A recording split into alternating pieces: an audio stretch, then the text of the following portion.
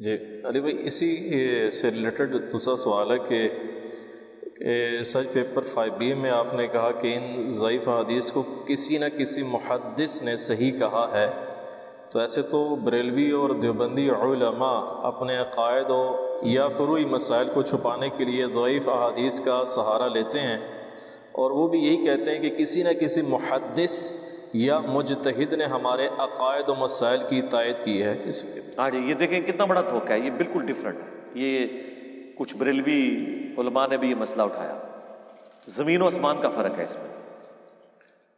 تائید میں کوئی ایسی روایت لینا جس میں محدثین کا اختلاف ہو، تائید میں یہ بالکل درست ہے، آپ بھی لیں۔ تائید کا مطلب ہوتا ہے کہ اس کی اصل جڑ موجود ہے، ٹھیک ہے۔ بریلوی، دیوبندی، حنفی کون سی ایسی بات بتا رہے ہیں جس کی اصل بخاری مسلم میں موجود ہے اور وہ تائید میں جا کے ترمذی، ابو داؤد، ابن ماجہ سے ضعیف روایتیں لے کے آ رہے ہیں؟ پکی مل گئی۔ ہمارا مقدمہ رفع الیدین کا بخاری اور مسلم میں موجود ہے، اس کی تائید میں اگر ہم جز رفع الیدین سے یہ روایت لے کر آئیں جو روایت ہمارے نزدیک صحیح ہے، اگر کسی کی جرح ہے تو اس کا ذاتی اپنا، کہ عبداللہ بن عمر ان کو کنکریاں مارتے تھے جو رفع الیدین سستی کی وجہ سے چھوڑتا تھا، کوئی کہتا ہے جی ٹھیک ہے کئی محدثین نے اس روایت کو صحیح کہا لیکن میرے نزدیک صحیح نہیں ہے، میں اس لیے تائید میں پیش کروں گا، میرے نزدیک ایک تو وہ صحیح بھی ہے، دوسرا میرا اصلی مقدمہ تو بخاری مسلم میں ہے رفع الیدین کے ساتھ، صلو کما رأیتمونی اصلی، کہتے ہیں جی بتاؤ رفع الیدین کا حکم کہاں ہے؟ بخاری مسلم دونوں میں رفع الیدین کا حکم موجود ہے، بخاری مسلم دونوں میں حدیث ہے۔ مالک بن حویرث کہتے ہیں ہم چند نوجوان تھے، تبوک کے موقع پر مسلمان ہوئے حضور کی وفات سے چند مہینے پہلے، اور ہم اپنے گاؤں ایریا سے آ کے مسجد نبوی میں رکے، آپ کی صحبت کی، 20 دن رہے حضور کے ساتھ دین سیکھنے کے لیے۔ کہتے ہیں پھر ہمیں گھر کی یاد ستانا شروع ہو گئی۔ ایک اچھا ٹیچر وہی ہوتا ہے جو فیس ریڈنگ کر لے۔ آپ تو کہتے ہیں نا حضور آپ کے زمانے میں ہوتا تو آپ کے ساتھ ہی رہتا، جو اس زمانے میں تھے انہوں نے اپنے کام بھی تو کرنے تھے نا، یہ دنیا میں نظام چل نہیں سکتا۔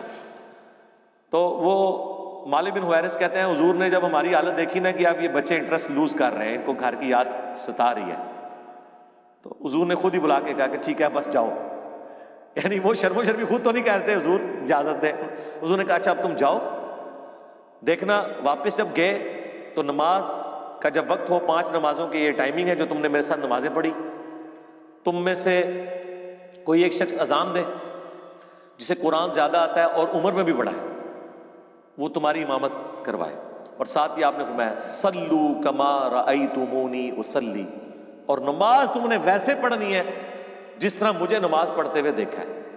حکم آ گیا نا، نماز ویسے پڑھو جس طرح مجھے دیکھا۔ اب اس کے بعد حضور کو کہنے کی ضرورت نہیں ہے کہ میں نماز جب شروع کرتا ہوں تو دیکھو میں اللہ اکبر کہتا ہوں تم بھی اللہ اکبر کہو، میں ثنا پڑھتا ہوں تم بھی ثنا پڑھو، یہ تو کہنے کی ضرورت نہیں ہے۔ بخاری مسلم دونوں میں حدیث ہے اللہ نے مجھے جوامع کلمات کے ساتھ مبعوث کیا کہ بات مختصر کرتا ہوں اور مفہوم گہرا۔ ایک جملے میں رفع الیدین کا حکم، تسبیحات کا حکم، ارکان کا حکم آ گیا نا۔ مالک بن حویرث جو یہ حدیث روایت کر رہے ہیں انہی سے پوچھ لیں کہ حضور نماز کیسے پڑھتے تھے، وہ تابعین کو نماز سکھا رہے ہیں اور کہہ رہے ہیں کہ اس وقت نماز پڑھنے کا میرا ارادہ نہیں تھا، میں صرف اس لیے نماز پڑھ رہا ہوں تاکہ تمہیں بتاؤں کہ نبی علیہ السلام نماز کیسے پڑھتے ہیں۔ بخاری مسلم دونوں میں موجود ہے، انہوں نے نماز شروع کی تو دونوں ہاتھ کانوں تک اٹھائے، مسلم میں کانوں تک ہیں اور بخاری میں صرف الفاظ ہے کہ ہاتھ اٹھائے۔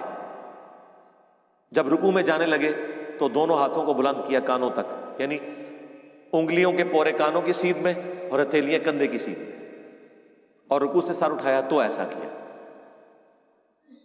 اور بخاری میں یہاں تک ہے کہ مالک بن حویرث ہر طاق رکعت میں جب تک بیٹھ نہ جائیں دوسری رکعت کے لیے کھڑے نہیں ہوتے تھے، یعنی پہلی اور تیسری رکعت میں بیٹھ کے اٹھتے تھے، یعنی جلسہ استراحت۔ نبی السلام سے انہوں نے دیکھا، جو لوگ کہتے ہیں حضور بوڑھے ہو گئے تھے اس لیے جلسہ استراحت کرتے تھے، تو حضور نے مالک بن حویرث کو کیوں نہیں کہا کہ میں بوڑھا ہو گیا ہوں، تم نے ڈائریکٹ کھڑے ہونا ہے پنجوں کے بل، اور وہ پھر ضعیف روایت ترمذی سے لے کے آتے ہیں، امام ترمذی نے خود لکھا یہ روایت صحیح نہیں ہے۔ دیکھو اندازہ کرو، ہماری روایت بخاری مسلم میں، اور اس سے بڑھ کر بخاری میں 6251 نمبر حدیث ہے. ایک صحابی نے جب تیزی سے نماز پڑھی تھی، حضور نے کہا السلام علیکم کا جواب دیا، وعلیکم السلام کا، دوبارہ نماز پڑھ تو انہوں نے نماز پڑھی. 3 دفعہ ایسے ہوا، چوتھی بار اس نے کہا حضور سکھا دیں. آپ نے فرمایا تھا سکون سے وضو کرو، قبلہ رخ کھڑے ہو، قرآن پڑھو، رکوع میں جاؤ. پھر آپ جب سجدے میں پہنچے آپ نے فرمایا سجدہ کرو، پھر 2 سجدوں کے درمیان بیٹھو، پھر دوسرا سجدہ کرو، پھر بیٹھو، اور پھر اگلی رکعت کے لیے کھڑے ہو. یہاں تو حضور نے حکم دیا جلسہ استراحت کا، حنفیوں نے چھوڑ دیا. تو ہم تو اصلی روایتیں بخاری مسلم میں جس پہ ساروں کا اتفاق ہے، جسے کوئی ضعیف نہیں کہتا، اس کی تائید میں وہ روایتیں لے کے آتے ہیں جن میں اختلاف ہے. آپ تو سٹارٹ ہی وہیں سے کرتے ہیں کہ جس میں اکثریت ضعیف. 24 محدثین نے ابن مسعود کی حدیث کو ضعیف کہا ہے. 24 ڈبل 12 سوری، وہ یہ نہ ہو آپ کہیں وابی کے بھی 24 بنتے ہیں اور گد کے بھی 24 بنتے ہیں، حروف ابجد.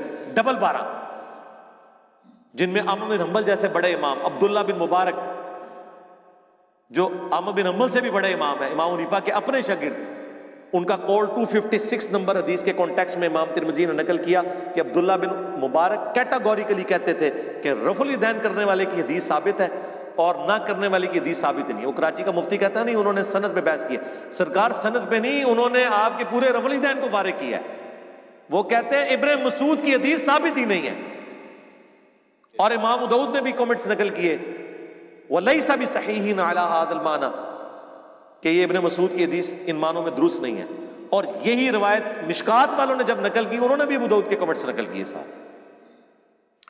یہ لوگ اپنے جعلی مسئلوں کے ثبوت میں وہ روایتیں لے کے آتے ہیں جنہیں اکا دکا محدثین نے صحیح کہا ہوتا ہے، باقی صاحب نے ضعیف. ہم اپنے اصلی مسئلوں میں جن کی جڑ قرآن بخاری مسلم میں موجود ہوتی ہے اس کی تائید میں وہ روایتیں لے کے آتے ہیں جن کے اوپر تھوڑا بہت اختلاف ہوتا ہے.